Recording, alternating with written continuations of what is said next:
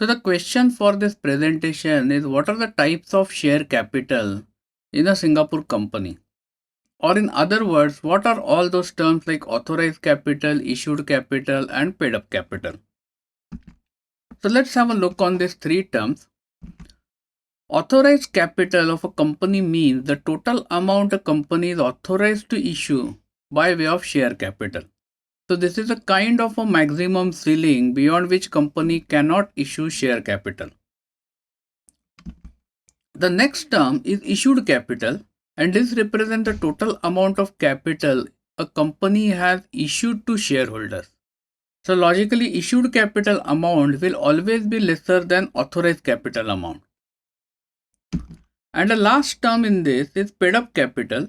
So this represents the total amount of capital shareholders have paid to the company. So out of the issued capital, the share capital for which the payment has been made by shareholders to the company is what is paid up capital. So always the amount of paid up capital will be less than issued capital. Now out of this, the concept of authorized capital has been abolished in Singapore. That means in any of the government systems or anywhere, there is no concept of authorized capital. So we don't track it, nor ACRA system will lodge this information in its own system. Now what does this abolition mean? First of all, company can issue unlimited amount of capital, and the reason why this was abolished because this procedure was found unnecessary. Because technically, let's say that authorized capital is fixed at certain amount, company was always allowed by way of passing a resolution to update that amount to a higher one. So if just by resolution company can increase it easily, why to have this unnecessary complexity and bureaucracy? So taking this view, this concept was abolished. Now when it comes to issued capital versus paid up capital, how is this decided? So ideally, once the capital is issued by company to the shareholders, this amount shareholders are expected to deposit into the bank account of the company. Now there is no specific rule which says that it must be deposited in the bank account.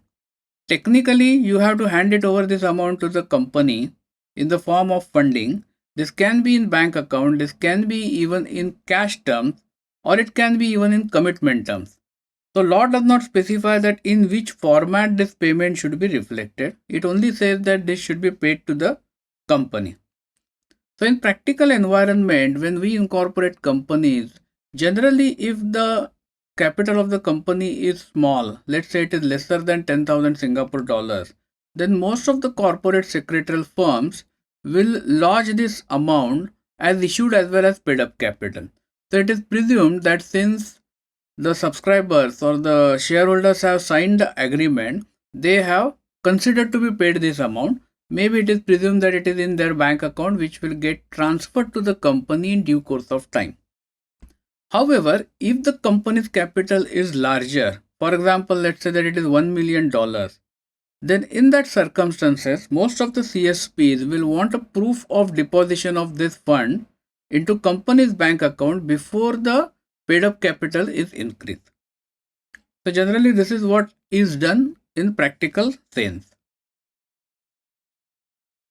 So in summary, issued capital and paid up capital are the two concepts relevant under Companies Act in Singapore, and the concept of authorized capital has already been abolished. Thank you for watching this video.